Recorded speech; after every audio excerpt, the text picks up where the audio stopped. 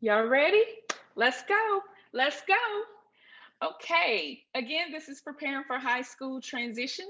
And I've already shared with you who I am. I'm working with Impact Teaching, Training, and Leadership Development. And we help high need schools build teachers and leaders. Okay. So before we just jump right in, I again am going to share with you some things that you as a parent need to know so that you can partner with your teachers instead of just waiting to be told what to do. You will have some sense of direction so that you can kind of get your students prepared for their next step. I want you to be able to maximize, okay, your students' success. That's what I want you to be able to do. And I do have some participants on, so I want to make sure I have my chat ready. That's what we want to do today. And if you're watching the replay, I need you to understand my heart in this. I am so tired of seeing students.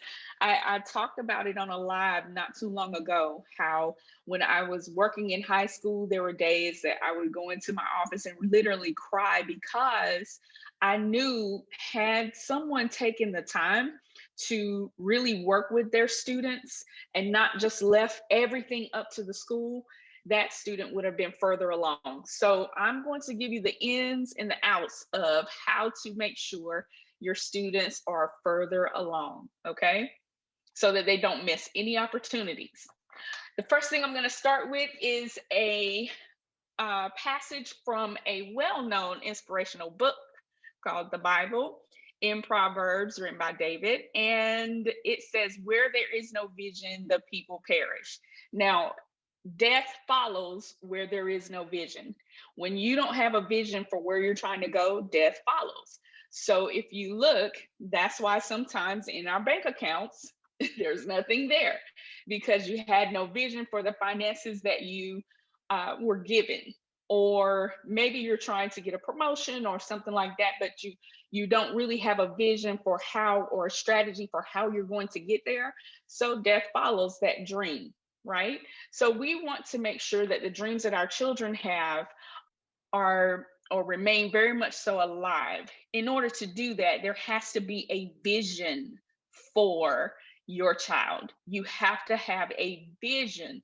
We're going to get more into what that vision looks like in a few minutes.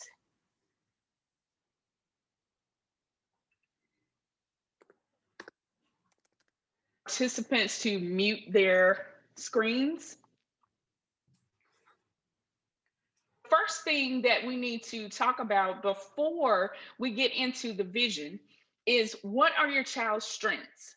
Like, you need to know what they are.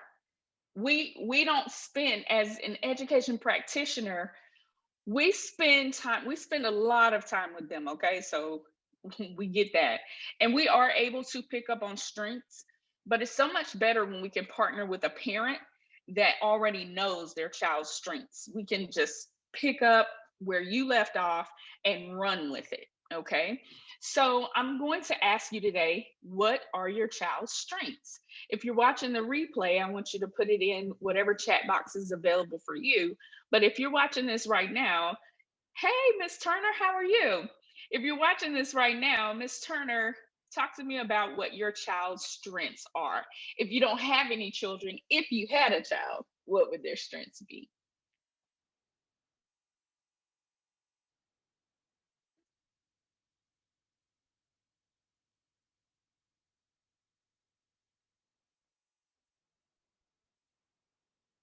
And I see you, Miss Turner. She said organization. So after you figure out what your child's strengths are, then you need to talk about, what does your child say they want to be when they grow up? Like, what do they want to be when they grow up? So put that in the chat for me too.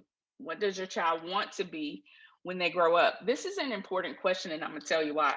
Because I have sat down as a high school administrator with several parents, and I will say, what are your child's strengths, right?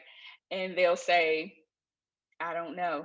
Or I'll ask, well, what does your child want to do when they grow up? And they'll tell me, I don't know, right?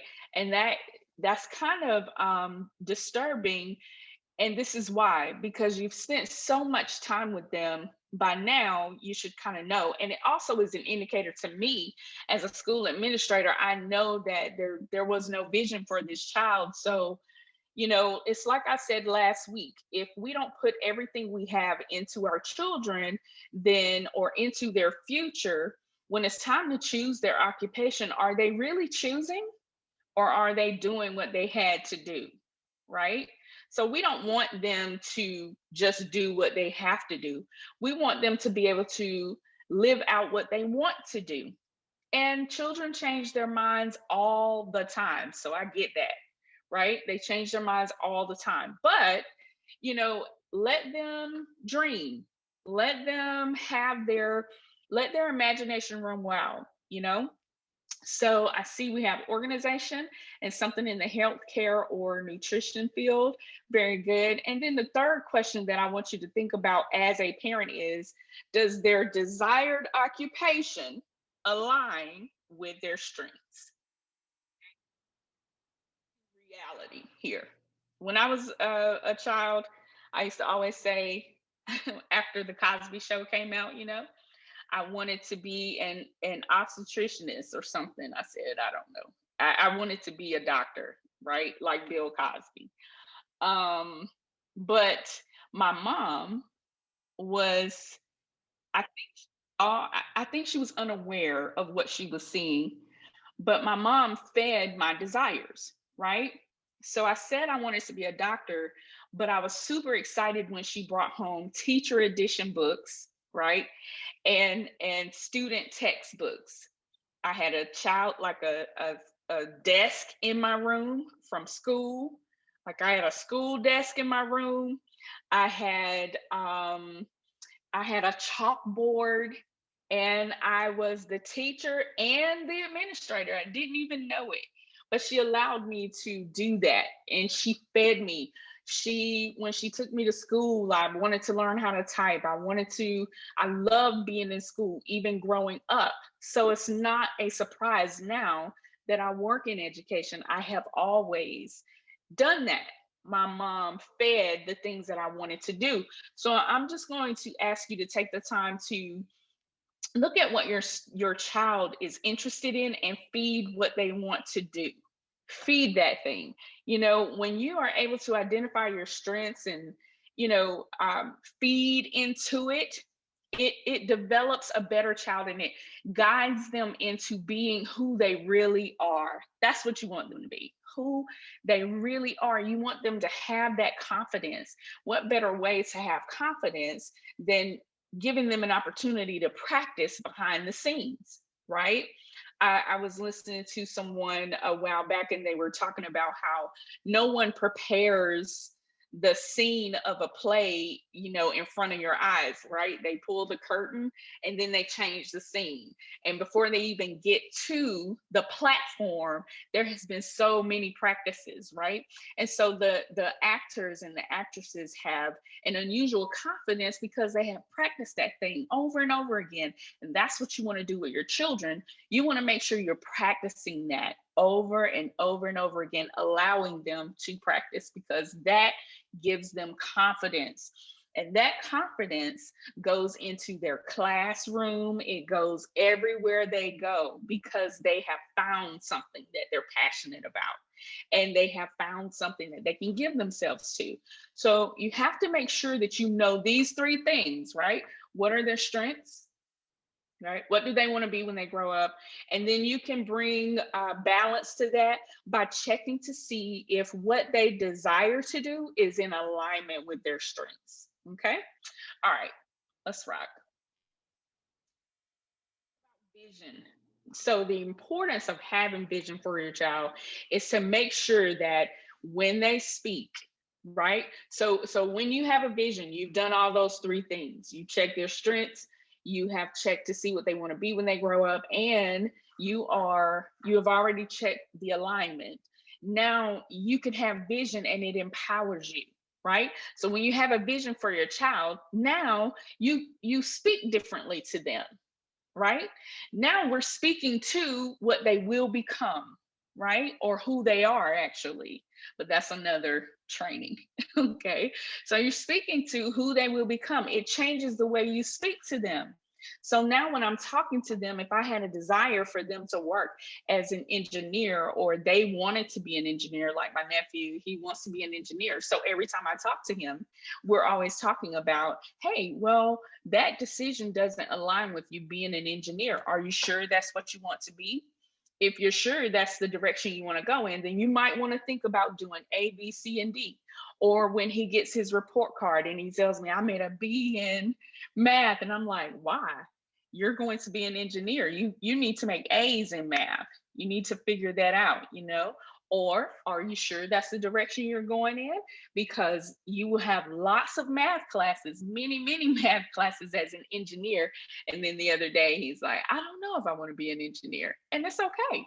But we're speaking to what they will become, right? And it also having a vision changes the way you protect them, because now I'm looking at who they are around, where they spend their time, how my the teacher and I communicate. I'm looking at their report card with a purpose. I'm looking at where they spend their time.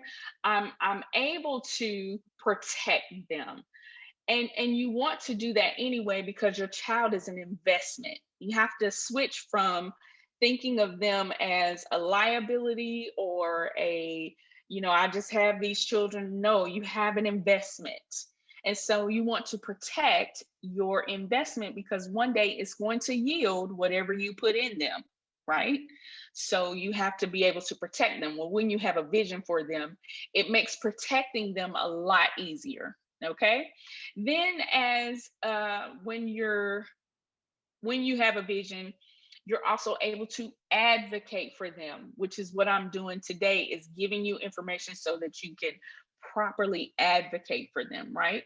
So now my eyes are wide open because I'm looking for opportunities that have to do, Miss Turner, with healthcare, um, healthcare industries and nutrition, anything dealing with that. Are there any colleges that have any summer programs? Are there any mentors around that I can connect them to? I think all my life I've always been around principals and leaders in that way. So that played a tremendous role in the way my mother advocated for me, right? She knew things that I did not know at that time. And you know things about your child that your child is not ready to comprehend right now, right? So it changes the way you advocate for them. Now, when you talk to teachers, you know exactly what you're going to say, and you know what to ask for. It decreases the anxiety that you may be experiencing when you walk up to a school, right? Because now I am empowered with vision. I know where my child is going and I know exactly what to ask for. So today we're going to craft a statement.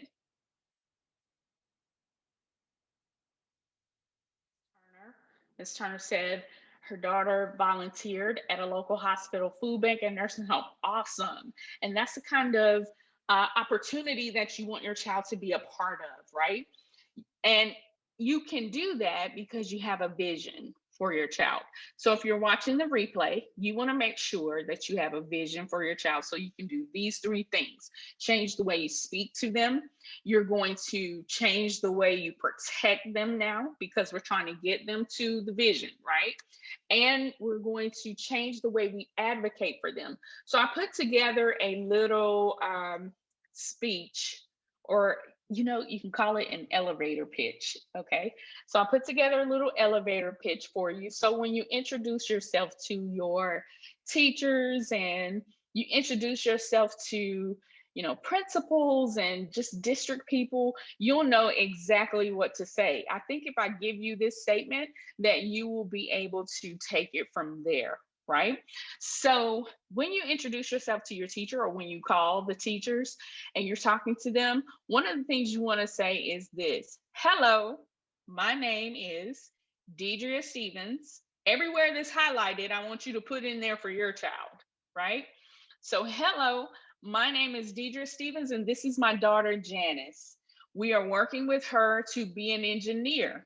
What programs and opportunities do you have for her? Listen, that is such a powerful statement. You just don't even know, because now I'm able to choose the best school for my child. Because now, if there is no answer, then maybe I need to look around and see. Because, way back when, you used to have to just you used to have to go to your neighborhood school, right? That's not the case anymore. There are so many educational programs to support whatever it is your child wants to do. High schools have so many different career and technical education programs. Like, this is why CTE, and that's what we call that department, career and technical education. But this is why when your child is going to high school, you want to look at the high school and see what kind of career and technical education programs do they have, and do those programs align with where my child is going. If it doesn't align and there are no opportunities for your child to become more familiar with their choice of occupation, then you want to start looking around. You want to look around. That's why these schools have these programs. They have them because they are trying to service you. Okay? They're trying to service you. So you need to be more vocal about what your child is interested in, because it actually helps us to be able to choose appropriate programs for the community that our schools are in. So you need to be able to say these things. This is my child, my daughter Janice, or my son Bob.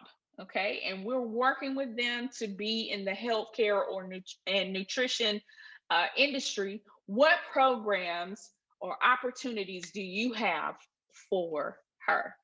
Right? So you want to make sure that you're able to speak directly to what your children are going to do, what you are preparing them for. It changes the relationship. It changes the relationship to a partnership, because now I'm working with you. If I'm a math teacher and I know that you're preparing your child to be an engineer, now I know that you are particularly interested in how well your child is doing in math, and it will make me want to. It will make me want to call you, because I want to tell you, hey, I know you guys are working with engineering and trying to get her there. This is what she's doing in math right now, and I wanted to know what are some other things that you guys are doing at home. And it just creates a conversation, a more powerful conversation about where your child is going. Okay?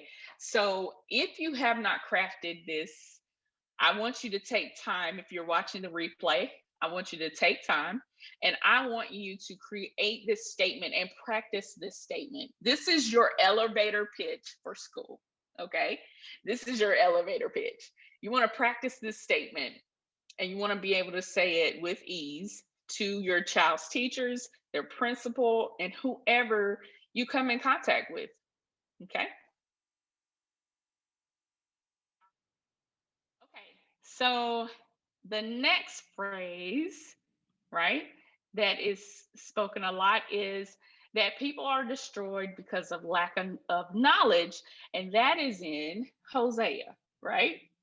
Uh, Same familiar book, the Bible. It has great passages in there that connect to what we're doing. So, this is why school is important, because we are the gateway to lots of knowledge, right? And people are destroyed for lack of knowledge. So, you're not advancing, for lack of a better phrase, right? The problem for advancement is not someone is trying to keep me out or someone is trying to hold me back. Even if that is the case, at the end of the day, when we get down to the bottom of it, there are some things you do not know. Whether it is you do not know how to conduct yourself in a particular environment, or you do not have the knowledge about the environment in order to be able to maximize that place. Okay. All right. So that is what I mean. So this is where Educators are particularly important because they are the gateway for lots of knowledge. I mean, we go to conferences, we have meetings every single day. Okay. We meet about the meeting. We have so much knowledge. We're reading books. I wish I could show you my bookshelf, right? It's full of books, and I need another bookshelf in order to hold the rest of the books. And so we're always engrossed in knowledge. But listen, sometimes what we're known for is content knowledge, right? So you have the other part of knowledge. You have the social and emotional part, like the whole child. You have been with that child for days, months, years. And you know things about your child that we don't know. So it's important for us to partner so that we can make sure we help the whole child and make sure we maximize their success. Knowledge you need to know. The other day, I was like, it just doesn't make sense that you would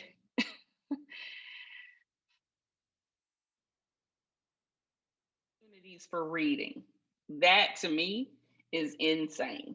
That you would miss opportunities for reading, and this is why. And I'm not talking about if there is an issue, we understand if there is an issue. But how do you get better at something that you're not able to do right now? You have to keep practicing, right? With reading, there is no reason, I don't care what is said, there is no reason for you to miss opportunities because you cannot read. There are so many resources at school. It is so ridiculous. Okay. So there is no explanation and no excuse that will be accepted if your child is not able to read. This is so important, and all you need is 20 to 30 minutes a day. And I know it seems like a lot, but I'm telling you it's not, right? So what we'll do in this situation is some people are cheering me on right now as I say this, but turn the video game off, right? We're going to turn the video game off. We're going to shut down the television for 20 to 30 minutes every day. Choose a book and read. But let me tell you how you're going to choose that book. There is something called a Lexile score that your language arts teacher or English and language arts teacher, they probably are very, very aware of. Okay. And so what I want you to do is call or email your English teacher, your child's English teacher, and I want you to ask them, can they give you the Lexile score for your child?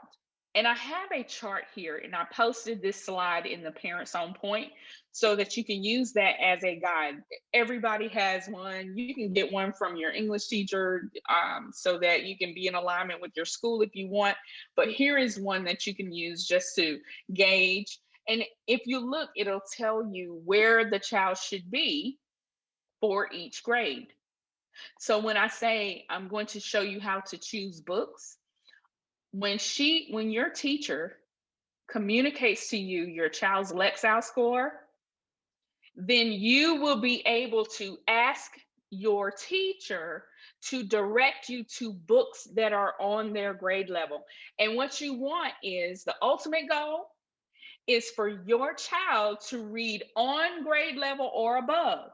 Now, I'm going to tell you again, there's no reason why your child should not be on grade level, because this is something that we can do every day. It's an easy fix. They have to practice reading. There's no way around it.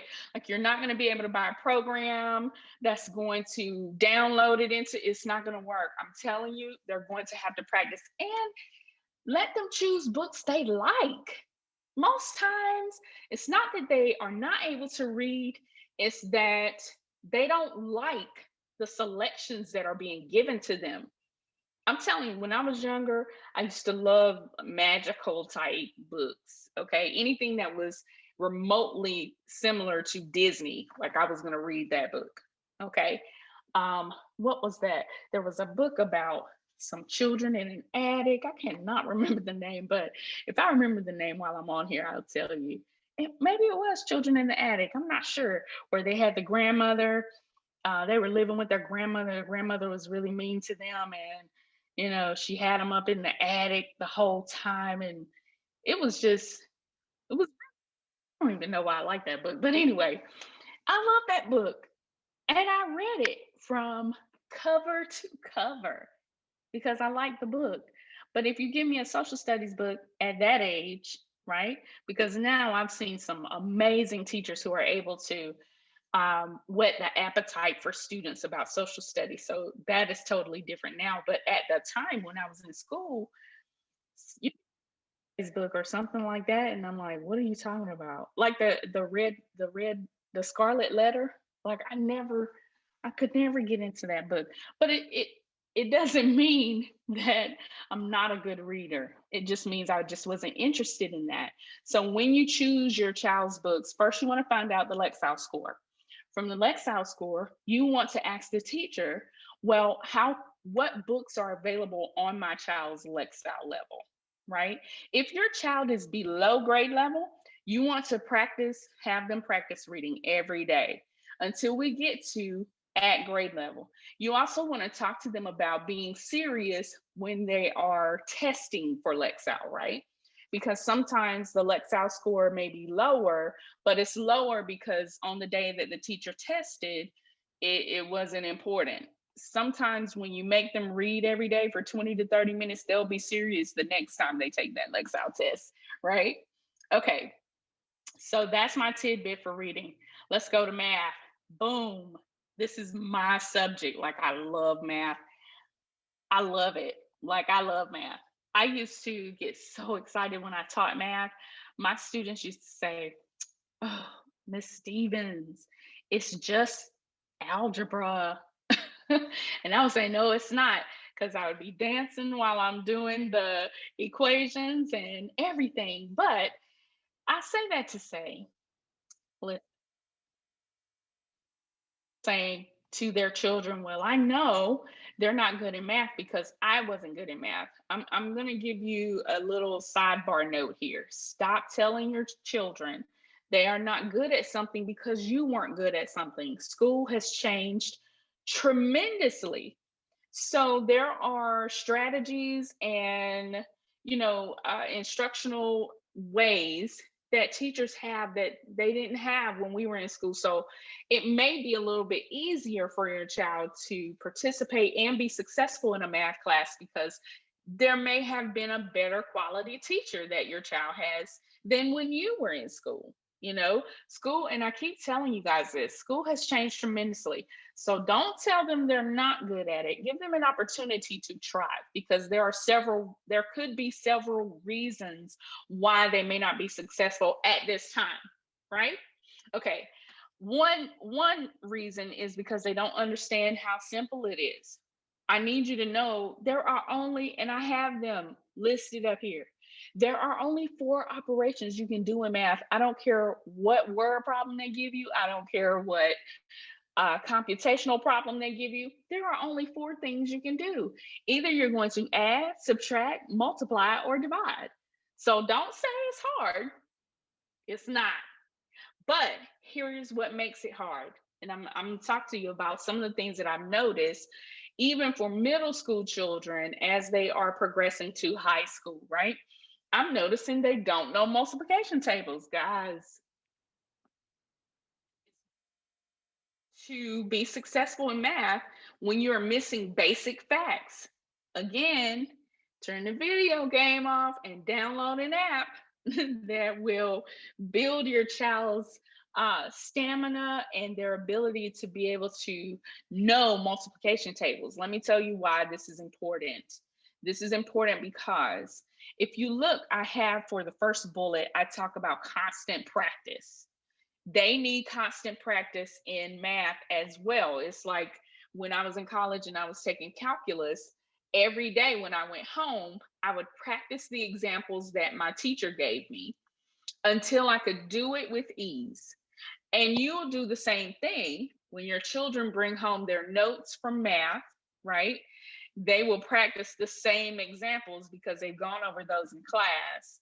If they don't have any homework to do, they can definitely practice the notes that they had. okay, from their math class.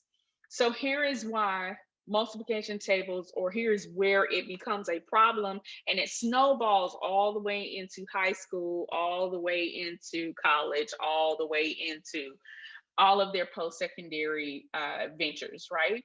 So what happens is I get a word problem. I don't know my multiplication tables, my basic facts, right? Don't know my basic facts. So I don't know my multiplication table. So I'm also not able to divide because I don't know my multiplication tables. Okay.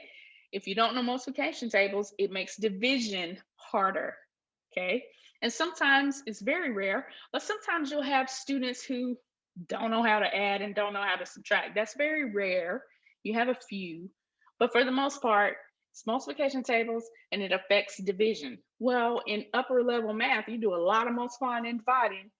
So now I'm struggling with that part. So, in addition to that, you give me a word problem to read. And if you remember before on the previous slide, I talked to you about reading, right? So now you see how now we are compounding problems right now, right? So we're compounding problems. Can't multiply, can't divide, right? You give me a word problem and I can't read and comprehend. Okay. I'm not doing well in that because I haven't practiced. Okay. And then you want me to predict and put something together that I can't see, is abstract. And that's too many skills that you're asking a child to do all at one time. And they're not successful at any of them. So then they say, I can't do math. But that's not it. What happened is the foundation of what they needed was never practiced, was never addressed, okay, at home, because we're doing all we can at school now. We can't do 24/7. So at home, when they leave us, there has to be some type of reinforcement. So when there is no reinforcement, so now I forget and I come back to school and we have to jog their memory all over again, right? And I'm going to talk to you about some ways you can do that. Okay. So just keep that in mind. You want to practice word problems with your children. In addition to giving them constant practice, give them word problems, okay, to do so that they can start thinking of abstract ways to do math. And don't worry if you're not good at math and you don't know what to do, talk to the teacher first and let them know, hey, I'm working with my child to improve their success in completing word problems successfully, and I'm going to need your help because I'm not that great at math, right? Go ahead and admit it. We go ahead and say what it is. Okay, I'm not that great at math. So would it be okay if I have him to complete the problems and I send them to you tomorrow, or at some time can you check them, or just kind of make an arrangement with your teacher. They are teachers, they're going to help. The math teacher is going to help you. Okay. And you could also listen, they're teachers, take advantage of it. Have them to show you how to do it. Set up a parent conference and let the parent conference, instead of talking about all the other stuff that we love to talk about, let's have a parent conference so the teacher can show you how to do it, right? That would be amazing. I've never been to a conference like that, but if you ever set it up, that would be amazing. Okay. Um, Children who are going to the eighth grade, for the most part, and in most states, the eighth grade math test is calculator active, meaning they will use a calculator. And in high school, there's not another math class that they're going to take without a calculator. Okay. So I want you to look into Texas Instrument Inspire calculators so your children can get used to using them. Now, when I was in eighth grade, we had a meeting with my eighth grade teacher, and my eighth grade teacher said to get a TI 83, a Texas Instrument 83. That's how long ago it's been, y'all. A TI 83. I kept, and her selling point was, if you buy this calculator for your child now, they will be able to use this calculator all the way to college. And my parents went out and bought it that night. And do you know, I kept that calculator all the way into my adult years. As a teacher, I taught with that calculator. okay, as a teacher. All right. So if you get a Texas Instrument Inspire calculator, it is an investment. Okay. Um, Something else you want to be knowledgeable of is you can ask the teacher for an instructional pacing guide so that you can go ahead, right, and increase seat time for your child. Seat time is the amount of time that they have to practice, right? So you can move faster and move ahead and go ahead and teach your children information that they are getting ready to learn. And that way they will be more successful in their math class. And you can actually do that for any content area or any class that your child has. You can also go to the Department of Education for your state and you can access the standards. Standards are is the information that teachers use in order it's what the state says that teachers have to teach, and they have standards for each content, right? You can access that by going to the Department of Education for your state, and you can or print it out, and it tells you exactly what the child will have to learn over the course of that year. So you can do that now to help get them prepared. Okay, there are many times for middle school when people take middle school to be, they take it lightly. But I would like for you, if you're watching this on the replay or in the live, to start taking it more seriously, because this is the time when you can practice discipline. And when I say discipline, I mean practice study habits. That's so important. So this is the time when you teach them how to study. I don't think I learned how to study until I was in college.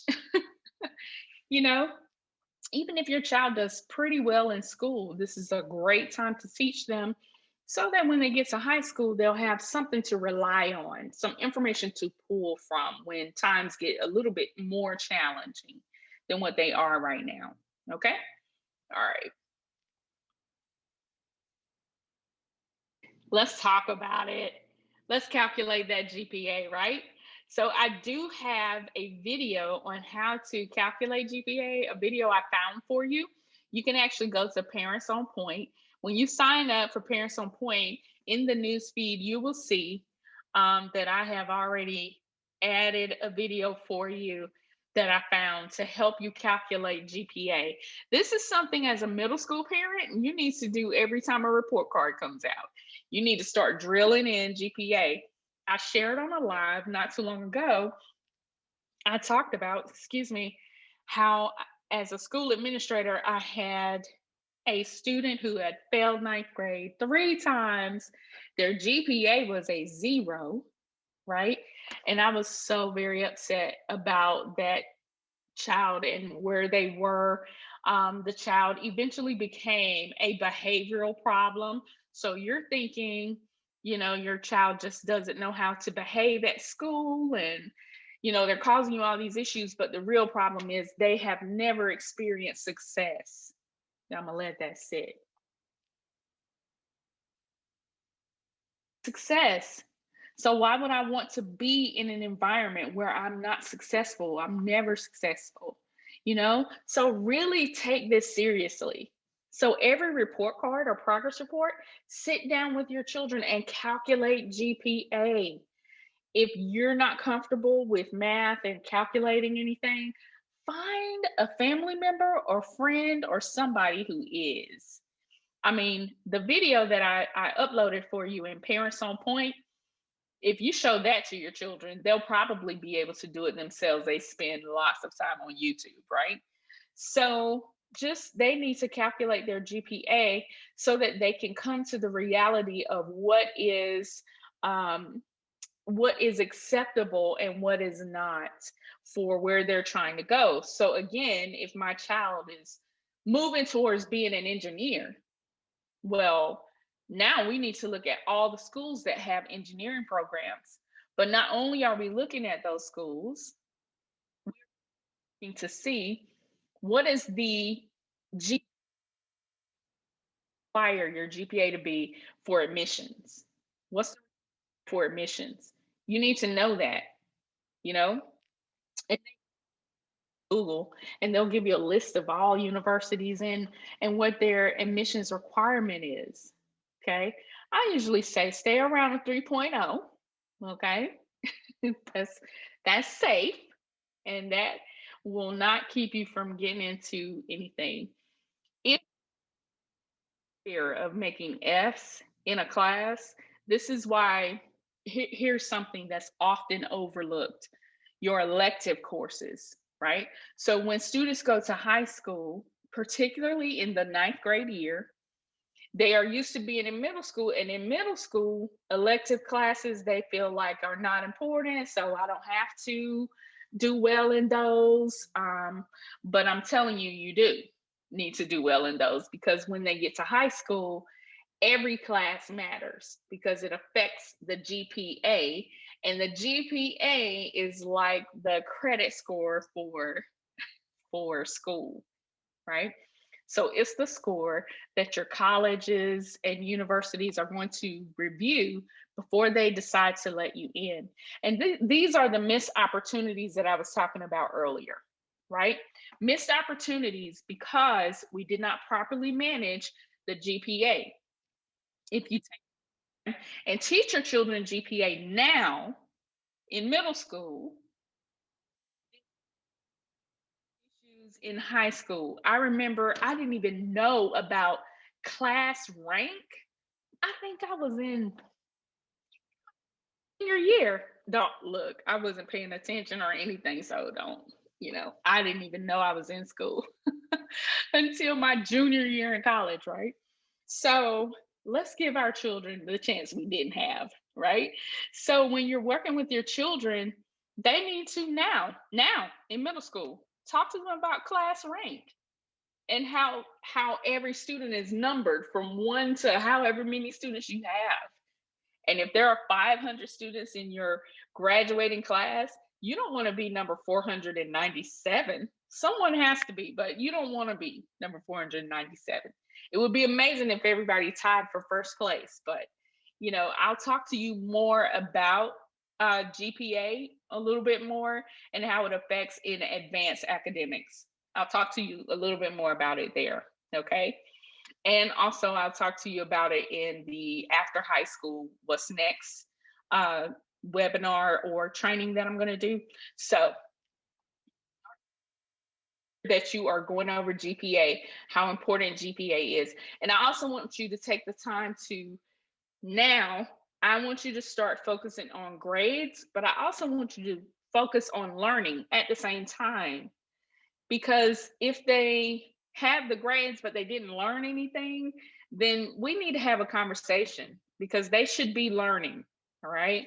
And we talk about how you can assess that and determine that in when we come back from Christmas break or the winter break. In the next session, I'm going to talk to you about state, local, and state assessments, and I'm also going to talk to you about post-secondary assessments. All right. Okay. News. Okay. I told you in the live that I would talk to you about tutoring and tell you what to say. Forever and a day, people have hired tutors to that they did not get or understand in class. But I'm going to challenge you as a parent. And if you trust me, I promise you it will work. To get a tutor to tutor them ahead instead of behind, right? In sixth grade, we know seventh grade is coming. And most times, content overlaps, right? So you'll essentially be learning information that you need to know now, but also definitely information that you'll need to know next year.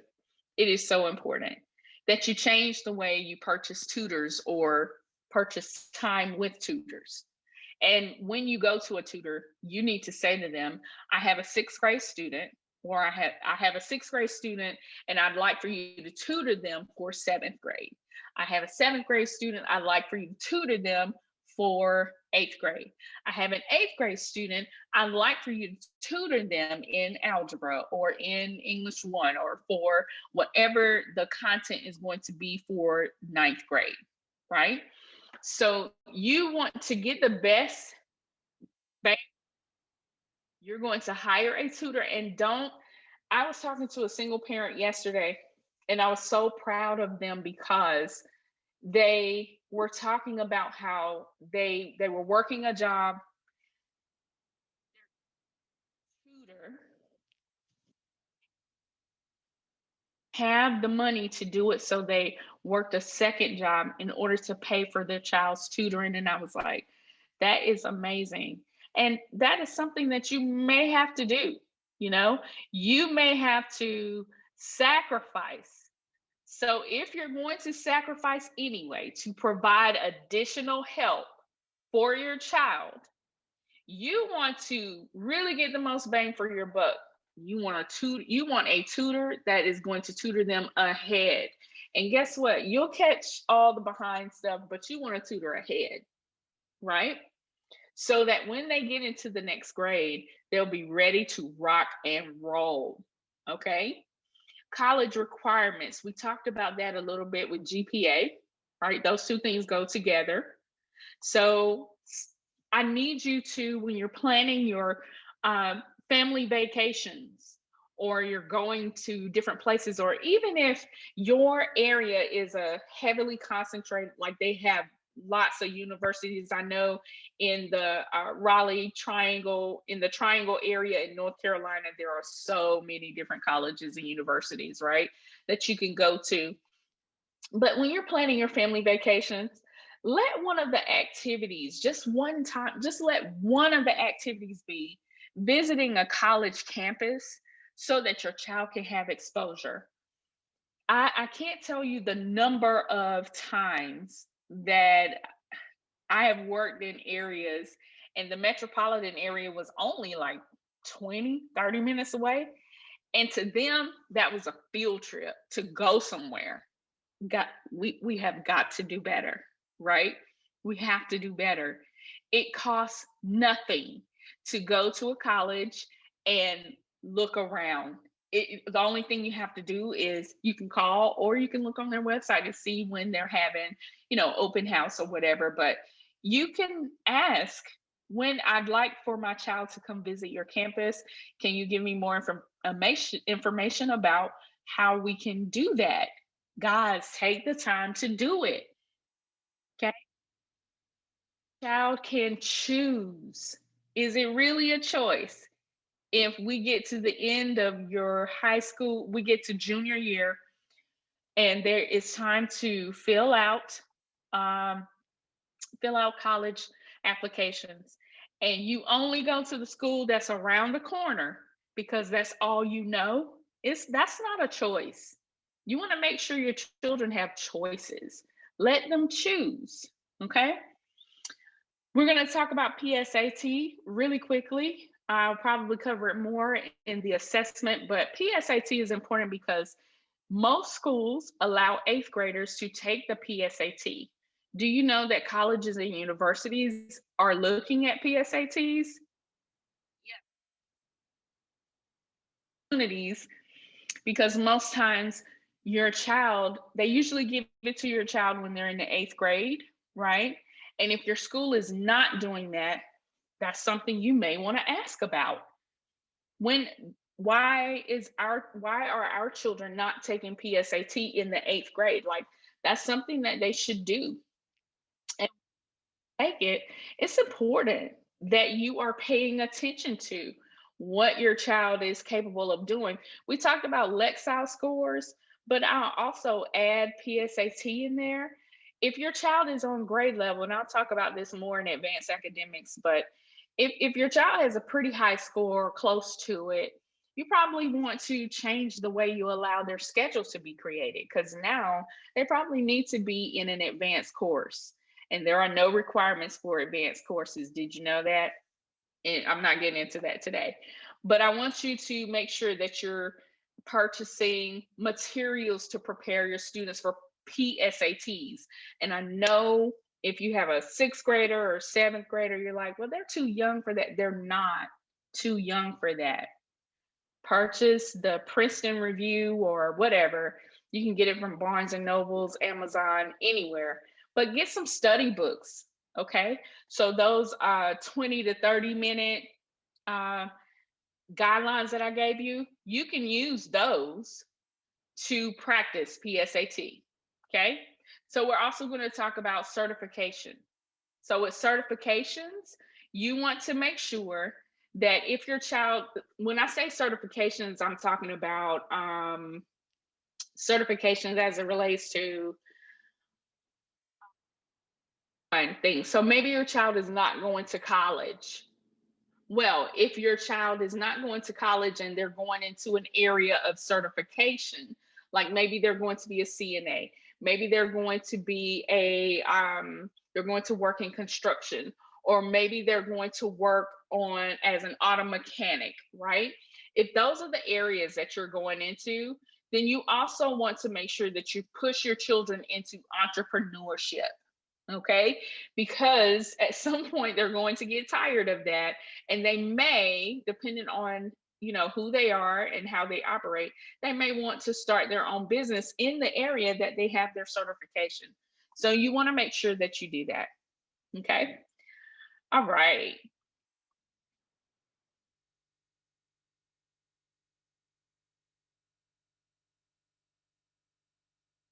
For you today, I want to thank you for participating. If you have any questions, you can post them now. But this is my contact information. And if you're watching the replay, you can definitely post your questions in our group chat or in our group that has been designed or created, and it's called Parents on Point. Okay. So you can get your questions answered. You can get resources there, and you can get different trainings, or the trainings that I'm doing now, I am uploading them to Parents on Point. So this training today is going to be live, or it's going to be online for the next probably weekend to a week. I haven't decided yet because it's Christmas break. It's a winter break. So at the time of this recording. So you can definitely and some point. I will give you access to be a part, and in there, you can ask me any question that you want. You can share any information that you need to share with me, and I'll give you guidance on how you can get some things done for your child. Okay. So, thank you so much for participating today and watching. I want you to maximize, okay, the success for your child at school. The reason why I'm doing this is because I really want your children to succeed. So I'm taking this time to share with you the information that I know, 20 years worth of information I'm giving to you. So I want you to take it and make it work for you. All right. Hopefully, I'll see you in Parents on Point, and you guys have a great day. Bye.